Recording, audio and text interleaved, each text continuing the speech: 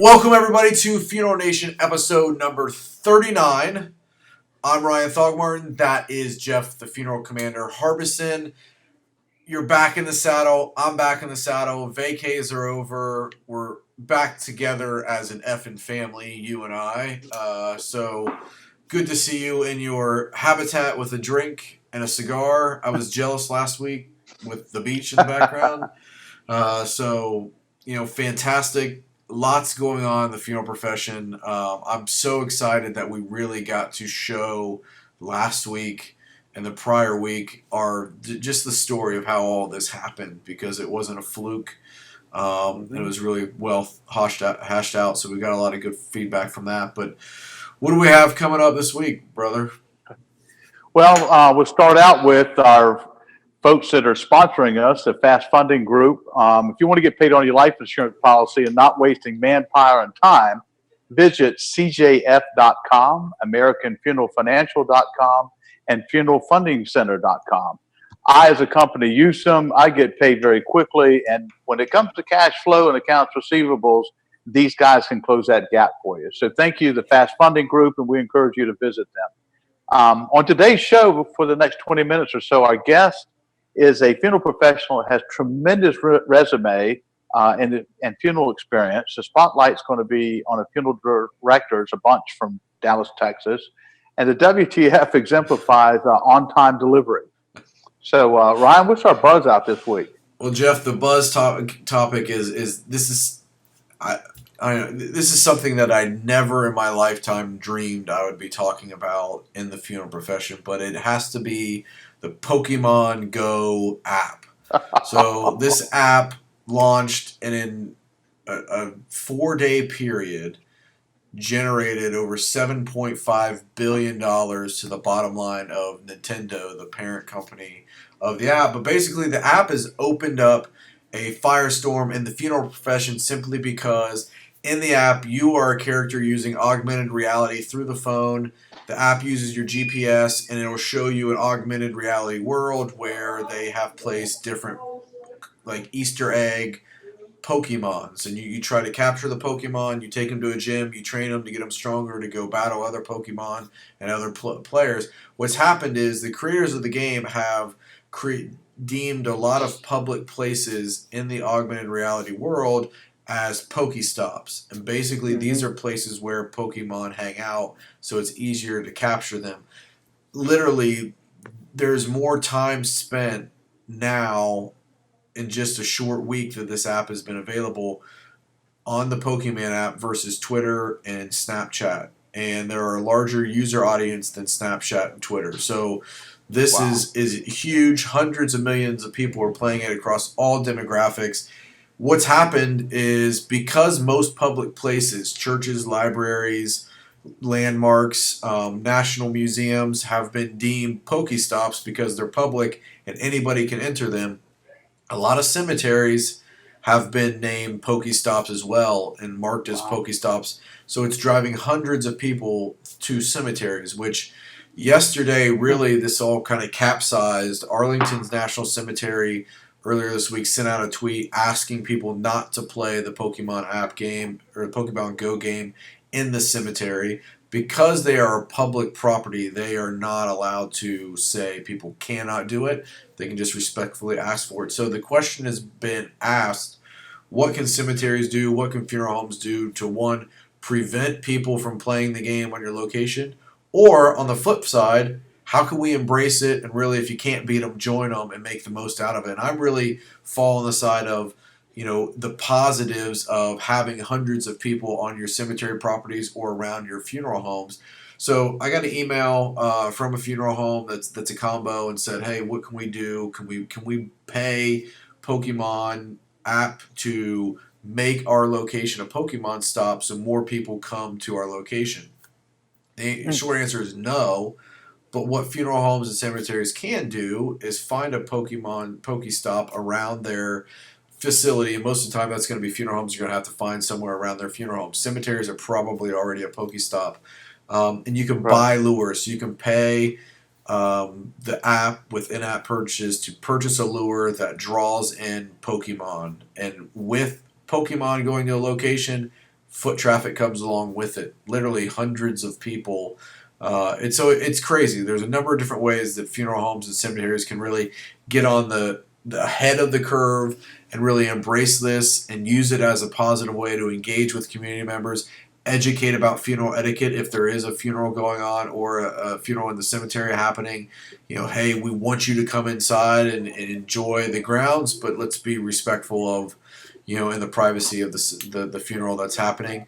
I would encourage funeral homes to open their doors, invite people in, give them a bottle of water, go find a Pokestop that's close to your funeral home, set up a lawn chair, start passing out candy, start passing out bottles of water, all your funeral home swag. Because, again, this is not a teen demographic game. This is a game my generation, 35 plus, grew up with Pokemon. Our parents bought us Pokemon. So 45, 50, 60-year-olds know what the game is, and they're using it. I challenge anyone watching to step outside their funeral home where there are people and watch and see who is playing the game.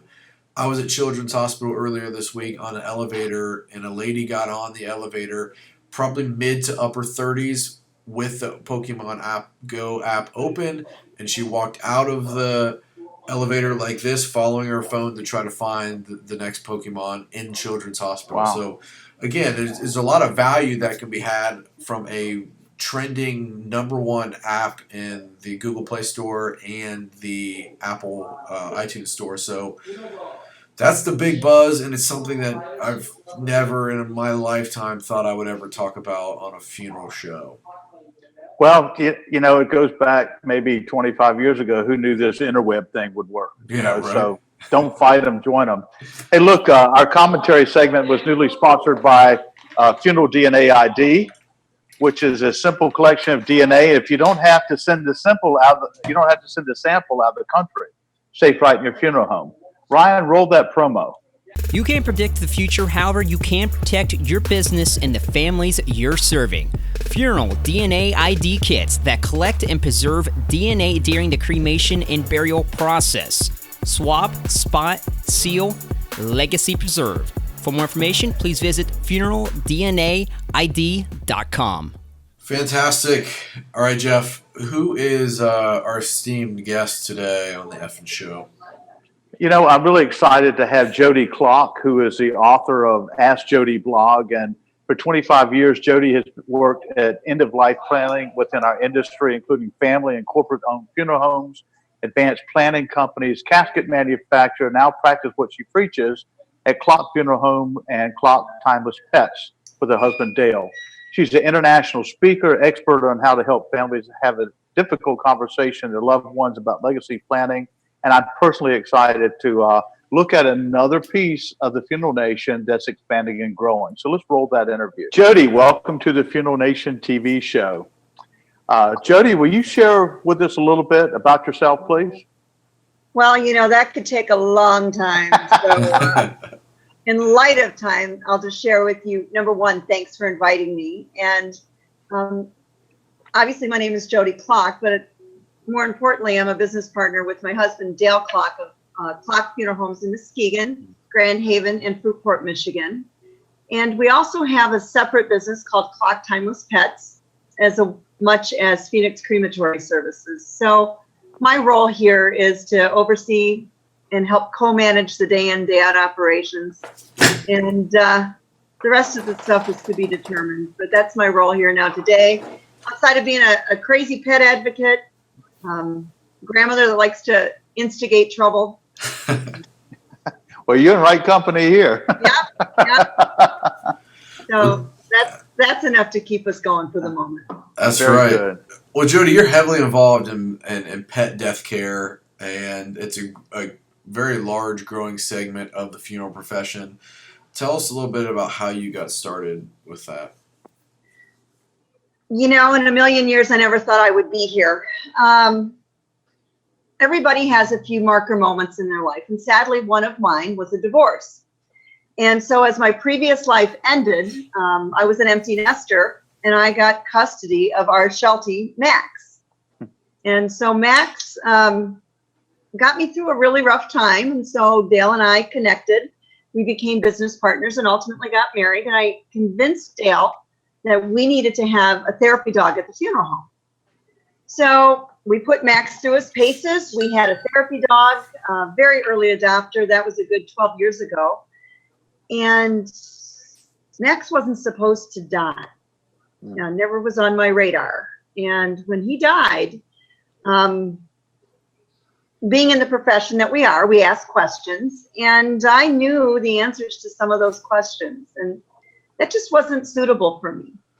So I figured if I was an empty nester and a crazy pet parent, and I wanted to ensure that my little guy got the same dignity and respect as I believe every person should have. That's your start. That's my story. Yeah. Well, it's interesting. You started that out of personal, which is it turned into a business, and oftentimes that makes the business even better because you have a mission. Share with us how many pet death care providers there are in the U.S. and maybe a little bit about the different facets of the business. Like in our business, we have funeral homes and crematories, and then we have vendors with caskets and urns. Tell us the similarities and a few differences between the two. Well, certainly, and that's an interesting question because I was trying to do my due diligence on just by sheer numbers. There's less than 2,000, and there's not an exact number, but I'm going to say somewhere. The last I had a hard number was 1,500, and it's closer to 1,700, and that includes, I'm going to say pet crematories, and I'll expand on this, or pet and/or funeral homes, or just anything in the pet death care world. And think about that. In Detroit, Michigan, you get into Wayne County and Macomb County right over there. That's how many human funeral homes there are. Okay, so there is a huge opportunity for pet death care. And I believe to the core, it's going to be a while before it exponentially grows, but there's going to be growth opportunities, and it really needs to be for the right reasons. If anybody enters into the pet death care world thinking they're going to get rich, no. But like you said, it was personal if you get into the right reasons and you segment and define who you want to be. I think a person can make a comfortable living or have that be a great augment to your existing business, which brings me back around to what you had asked. Up until about 10, 11 years ago, there might have only been under 10 freestanding pet cemeteries. We often talk about our good friend, the Rimkuses in Hinsdale over in Chicago. On the coast, there have been some, but there were very few pet cemeteries that also would have had a crematory on premise. And a lot of those came to be also because of equine, because of horses. And a lot of people wanted a place to bury their horse. Our good friends at the vet clinic community, all the veterinarians, the DVMs, they solved a problem for us because, growing up, I'm sure all of us had a pet. And when that pet died, somehow that pet disappeared. And most of the vet clinics, unless you lived on a farm or a place with big property where you could bury your own pet, that vet made that go away. Now, whether he took that and had that pet buried or he had that pet cremated, a lot of people will never know. What we found out over the years is that many pets went to a landfill, and there are some still going to a landfill, which I find that unconscionable because a lot of times pet parents don't know that their pet went to a landfill. A common word used might be common burial ground. Right. So then there have been for years and years and years just pet crematories. And there are no standards in the pet world.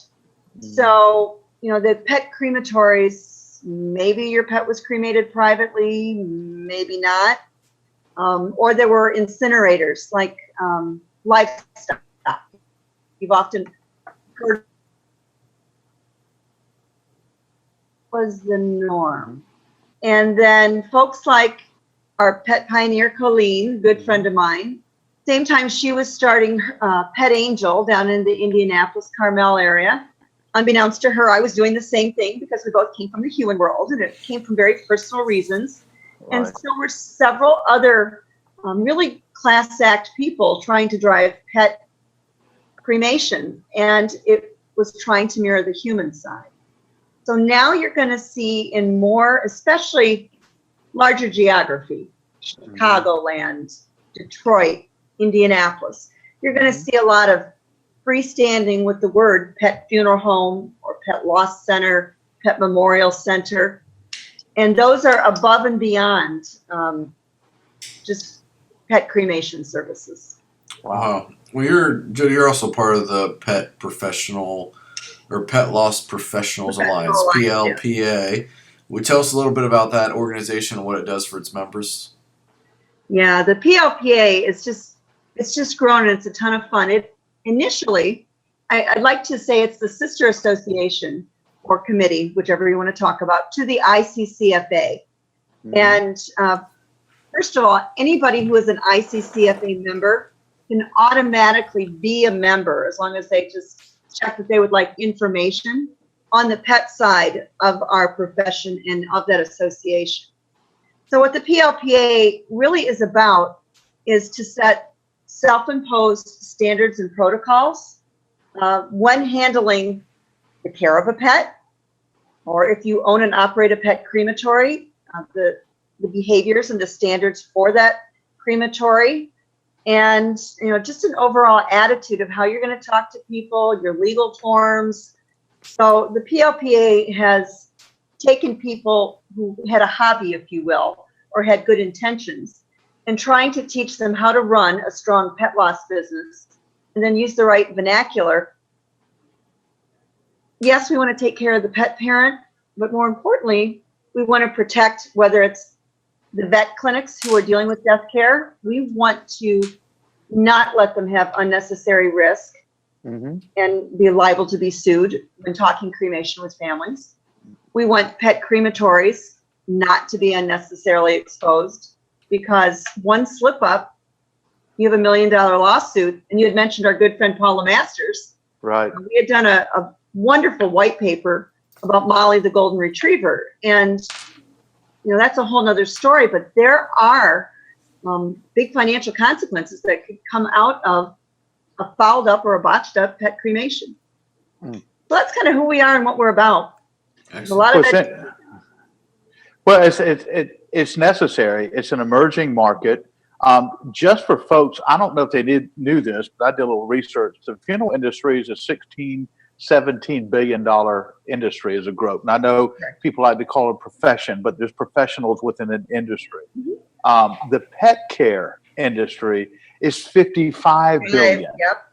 And growing. Okay. And growing. Okay. So if you don't think this is a serious subject, it's something I think that you guys are on the forefront really of doing some great things, and the organization's wonderful. And speaking of which, you've got a PLPA College in August coming up in Chicago. So tell us a little bit about the college and who should come and the objectives and that sort of thing. Well, I got to tell you, I'm really excited because this is the 6th year of the college. So we're official. We passed that 5-year mark. So we are a force to be reckoned with. And the PLPA College was designed for a couple of reasons. But one, we want to create certified pet loss professionals. So we want people to have education with continuing education. So they learn how to run a crematory. They learn things, how to answer the phone, how to talk to pet parents, how to keep your books. So many people get into this and it's an accounting nightmare. They don't know what they don't know. So much like the ICCFA College, which is a beautiful venue and it's a week-long process, we pack a lot of dynamic information from marketing to legal to customer service issues, best practices, motivational speakers. I think I might know one. And all of that into 2.5 days. And then we have a hands-on clinic with one of the most spectacular facilities. And this is, I'm going to give a shout out about Hinsdale. The Rimkus, John and Dave and Bill. There's a lab where people can go in, touch, taste, see, and feel what it's supposed to look like, what the standards are. And they can ask the people who are doing it on a regular basis. So it is. It has grown, let me tell you, from its infancy till now, and it just gets better. Fantastic. Well, where can the Funeral Nation go to find out more about PLPA and the college in August? The best place to go would be to the ICCFA website, so www.iccfa, I think it's .org now.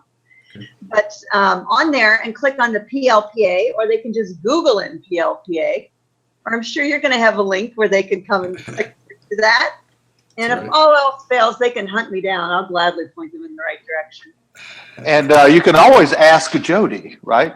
You got that. Jodi, in closing, you are a consummate funeral professional and have been in many facets in your short lifetime that you've had out here. You know quite a bit about the human side of our profession. Where do you see pet service going? Well, that's real personal. And what I see is not based on my thoughts. It's what people have been so kind to share with me. And I'm going to flip it on that human side, because sometimes they get the short straw and they get me on a bad day when we're full. And so I get the joy of sitting with people on a bad day and taking human arrangements, you know, doing those services. And it is not uncommon for them to bring up either the pet that they have, because they learned that we have a pet loss center. So they'll ask questions, you know, and that's a different dialogue that they'll talk about, so they lighten up a little bit. Or they'll flat out ask, you know, we have Buffy and Susie, because houses have multiple pets. So they have all of their cremated remains. Can we mix those with mom? Or can we put those cremated remains with mom in the casket? Can we bury them? So where I see it going is more of a hope and a recommendation is for funeral home directors or funeral home owners to realize it's not going away. So quit separating the two. If you have a cemetery, yep, you're going to have an area hopefully for pets or for scattering, but also have an area, or let's get it to where people and pets can be together in the beginning and their end of life. And funeral homes, it's not a short putt to get into it, but it has to be for the right reasons, and you need to know the cost of entry. So if they're doing that, and whether they outsource it or they do it themselves, I think that it would be a wonderful addition for community outreach, which is easier to talk about to families. Wow. Yeah, and I have to tell you, I'm a pet owner, and that's a big deal to me. Being in the funeral business also, we've heard, you know, talked about their beloved pet. We see them in obituaries. So it's not something that I think that should be ignored. I think it's an opportunity when we look in our industry and our profession of what do we do next? Where do we go? It's laid right out in front of us. And I think that all funeral homes and professionals should take a look at this very seriously, because you're saying, well, what are we going to do next? Right? Here's a grand opportunity. And I am fully aware that some people spend more money in the death care of their pets than they do humans. So they just don't Jodi, talk about it, and we just no, don't tell anybody. Yeah, I may save that for a speech or something later on. I'm sure I'll see it. Yeah, I'll probably get kicked out of there, but it'll be funny for a few minutes anyhow. Jodi, thank you for coming with us. We are fully behind the PLPA, your efforts. And I think that Ryan will get some blasts going out about the college so people can inquire. And please share my hellos to your husband. He's one of my, I'm a big fan of his. He's a good guy. And you as a family are one of the top families in the funeral industry will recognize for all of your contributions. We thank you for being here. Oh my gosh, you're making a girl blush. So I do that sometimes. No, not going there. So I'm going to say thank you for giving a high paw or a tail wagging shout out about the PLPA. It's something to bark about. There you go. All right. I know. Got it. You're going to have us all howling here before it's over with. Don't you be barking up this tree. I'm with you. No, here we go. All Well, right. thank you so much. Take care, Jodi. Bye, gentlemen. See you, Jodi. Thank you. Bye. Well, great interview. Appreciate Jodi being on the show and really bringing to light the pet side of the business, which, like we talked about oftentimes is ignored. So fantastic. This interview segment was brought to us by our new sponsors, Sitch Casket. We're so excited to have these guys a part of the effing brand and effing change that they're bringing to the profession. Sitch is making they're making a huge splash in the U.S. market. They're brilliant advertising campaigns. We'll have more details on Sitch Casket and the story behind them in the coming weeks when we sit down and do an interview with the proprietor of Sitch Casket. So let's roll that promo. Funeral Nation is sponsored by Sitch Casket, importers of premium hardwood and fine metal caskets created exclusively for the North American marketplace. Is it a Sitch casket or one of the top U.S. brands? Only your accountant can tell the difference. Visit Sitch Casket or contact your Sitch distributor. All right, brother. Tell us who our spotlight this week's going to shine on. As everyone knows that watches our show, all the offenders out there, we like to share positive stories and shine a spotlight on funeral directors that are making a difference in their communities and our professions. This week, we're going to collectively shine a spotlight on the entire city of Dallas to the funeral directors serving the families of the slain police officers. I'm not certain which funeral homes they are. However, their staff are serving families and doing monumental tasks of and have endured, frankly, quite a lot of work for the last couple, several days, and they still have a lot ahead of them. We'll see some of these funerals here the coming days, and I just want to offer my gratitude for serving these families and our country on one of the worst days that we've had. And our hats off to the Dallas funeral professionals that are serving these families in their funeral homes and all the support that they've been giving them. That's a great spotlight segment, one that really touches all of us in a way. So well, it's time to lighten things up and move on to our WTF segment. This is where we take a lighthearted look at something funny that we find in the funeral profession.